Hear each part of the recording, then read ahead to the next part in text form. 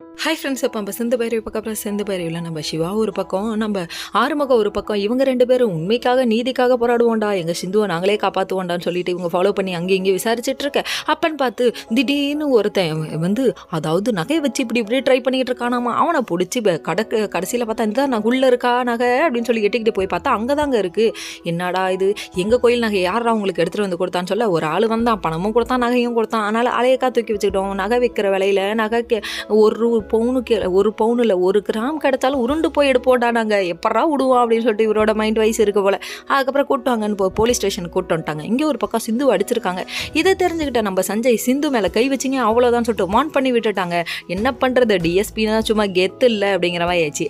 நீ ஒரு வெத்துடா அப்படின்னு சொல்லிட்டு ஆறுமுகம் டெரராக பார்க்குறாரு. நீ எல்லாத்துக்கும் நல்லவன்ப்பா, ஆனால் எனக்கு மட்டும் மோசமானவன்ப்பா. ஏன்னா காதல் ஜோடி, ஒரு ஜோடியை வச்சுட்டு 2 பேர் அடிச்சுக்கிறாங்க, ஏன்டா இப்படி பண்ணுறீங்க அப்படிங்கிற மாதிரி ஆயிடுச்சு.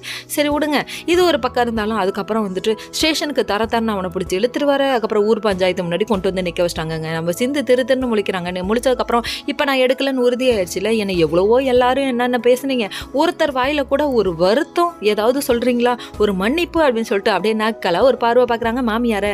என்னங்க பண்ணுறது, உனக்கெல்லாம் எவ்வளோ செஞ்சாலும் நன்றி வராதுடின்னு சொல்கிறாங்க. இந்த மாமியாரை பொறுத்தளவு மருமகள்கிட்ட மட்டும் இறங்கி போகக்கூடாதுன்னு நினைப்பாங்க. ஊர் உலகத்தில் எல்லாருக்கிட்டையும் இறங்கி போவாங்க. ஆனால் சொந்த மருமகள்கிட்ட இறங்கி போகிறதுல அவங்களுக்கு ஒரு வரட்டு கௌரவம்